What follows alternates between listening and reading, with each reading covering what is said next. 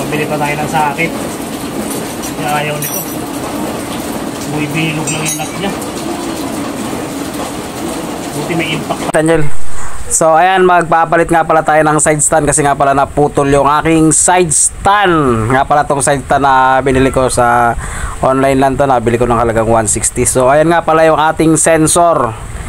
Yan nga pala, natanggal ko na nga pala yung putol kasi di ko na nakuha na ang video, nag-uulan kasi. So ayan naman yung tornilyo. Nga pala, hindi mo pwede basta-basta ituksok mo lang yan kasi naka-thread yan. Yan. Ayan na, may thread yan, oh. Yan, may thread siya sa likuran. Yan. Kaya pagka natanggal mo yung nut niyan mula dun sa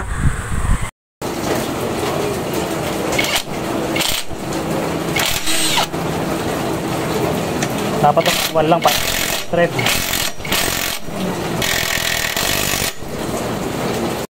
yan, pagkatapos natin higpitan yun, nilalagay na natin yung kanyang nuts sa likuran. Yan, di ba? Tapos higpitan lang natin ng kaunti yan, hindi kailangan maigpit na maigpit yan. Yan, tapos ikabit natin yung kanyang sensor. Yan, yung sensor ng side stand. Tapos balik natin yung kanyang size 8 na tornilyo. Yan, higpitan natin. So ganyan lang kasimple magbalik niyan. Di ba? Kailangan lang nating tools diyan, 14, 8, tsaka screw. Yan, lalagay na natin yung spring. O, di ba? Ganun lang pagbalik ng spring. O, napakasimple lang. Tapos yung bangka araro. O, ganun lang. Papalit tayo ng shock absorber. Papalitan natin ito. So, ito yung mga gagamitin natin tools. Ito na kailangan natin tools. 19 para dito. Doon sa kabila. 17. Tapos 14 yun dito. Tapos to yung flower. Tapos yung size 10. Tsaka itong screw. Kailangan lang natin ito tanggalin. Pakita mo ito. Ikot pa doon. Ito mula rito. Yan yung mga screw na tinanggal ko na. Yan. Tapos yan. Tapos yan. Tapos yan yung paikot. Tapos to. So yung size 10. Yan. Tapos to yung screw. Tsaka yung tox. Ito yung tox, dinidiin lang. Tapos ito, gamitan lang natin flat screw. Ito, kailangan lang ito itulak. Yan. Tapos sungkitin mo na ng flat screw. Tapos natin matanggal to lahat ng tornilyo. Bali, angat lang natin to.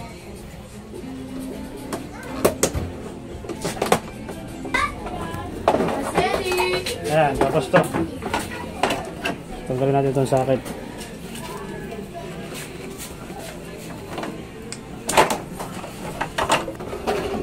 Tapos to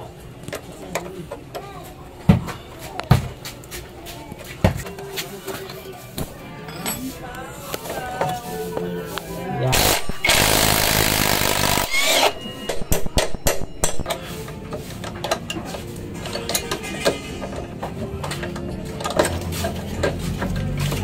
Yan. Tapos yung kabila mahaba. Ayan, balik mo na ng pagganyan para hindi ka magkapalit. Tapos tanggalin na natin gulong.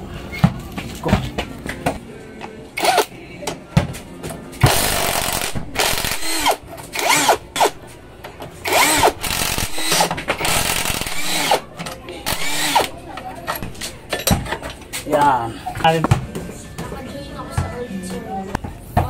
Yan, kailangan na pantay mo lang dito.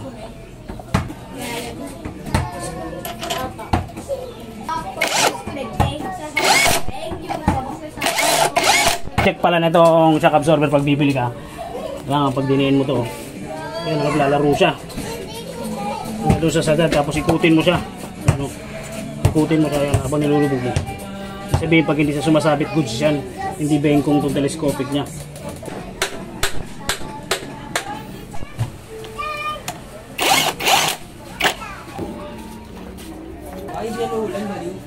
Ayan, yung maiksi dito sa side ng disc brake, yung mahaba dun sa kabila.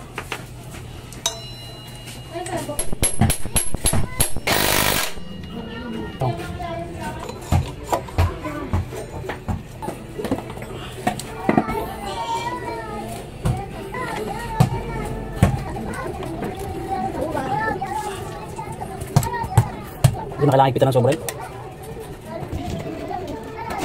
Itagas kasi yung shock natin nakaraan. So ayun lang mga tol, kung nakaabot ka sa dulo ng video at may natutunan ka, subscribe naman ako ng YouTube channel ko at patap ng notification bell para lagi updated sa aking YouTube channel. Maraming salamat!